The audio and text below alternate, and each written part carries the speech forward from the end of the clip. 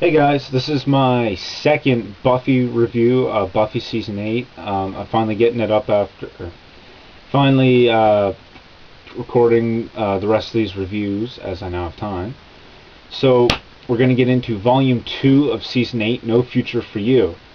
Now, the main arc in this book features the return of Faith, who, we see her after first we've seen her in the comic series after the finale, and she's questioning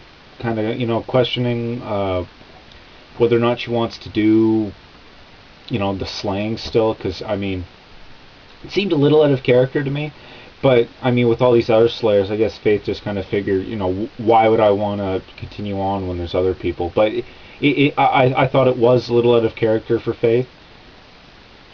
And so anyway, Giles contacts her and wants her to kill this other Slayer who's gone rogue, and basically Giles tells her that she's killing people, she needs to be stopped, she's an evil bitch. But it turns out that her main target is Buffy, and that's why Giles wants Faith to kill her. And Faith's like, oh yeah, it's always about Buffy for you know it's always about Buffy. But, the return of Faith was great, and I thought this was a definite improvement over the No Future for You arc, which I didn't like mainly because, military stuff. Whereas this, it gets back into, more kind of adventure type things, with, it just focused on, other characters, like Buffy and Xander weren't, Buffy and the Scoobies weren't the main focus, it was just mainly Faith and her struggle, and how she could compare to the Rogue Slayer because she went rogue. She was being kind of controlled by this man, i.e. the mayor. But and she found herself comparing her to Gigi, I think her name was.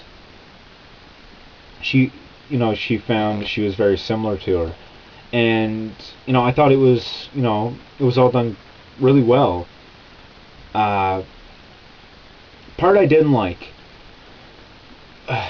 was Buffy. When Buffy does come into it, Faith saves her from dying, and of course Buffy misunderstands because Buffy just that way, and just because it's Faith, and then Buffy hits Faith, and then Faith kind of freaks out and starts drowning Buffy, and then Willow zaps Buffy back. But Buffy just needs to grow up when it comes to Faith.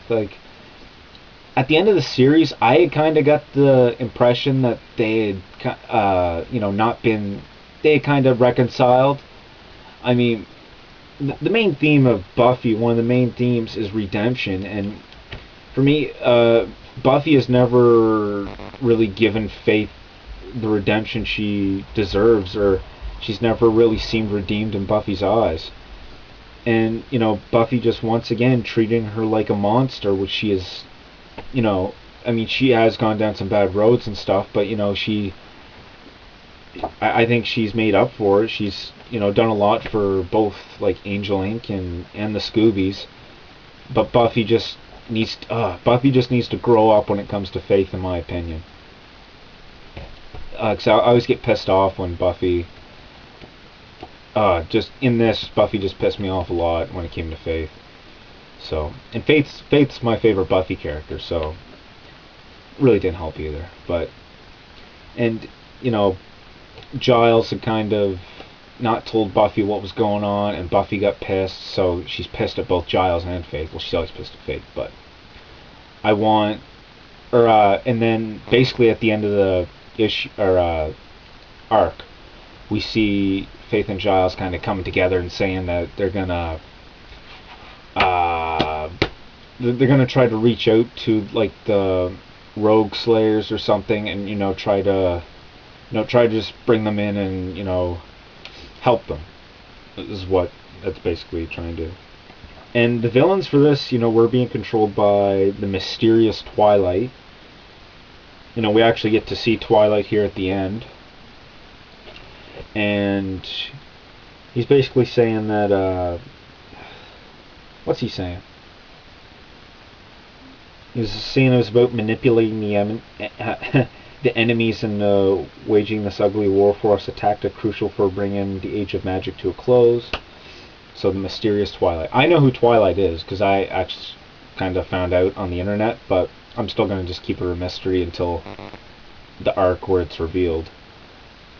And yeah, the artwork on this was actually quite weird in some places and great in the others. I mean, for like the cover art. Let me find one here. That is just amazing right there. And okay, yes, the 5th issue, the 5th part of this, which is kind of like standalone. This was a weird fucking issue. I still don't know what this is about. Buffy and Willow go on some kind of fucking magic walk somewhere, and I just think it's kind of, it's weird. It's weird is what it is. I mean, look at that. A giant fucking monster with like 4 faces on its tail or something. That's just crazy. It's crazy talk. Willow like getting naked with the sneaky mermaid woman. I think this one's gonna need to. That particular issue is gonna need some rereading because it's what? That's like what's the name of the episode? Fuck, I can't. It's like the season 4 finale for some reason. I'll just. It's like the Restless of comic books. That's what that is. That last issue. But overall, I thought this was. I thought out of what I've read, it's the best arc.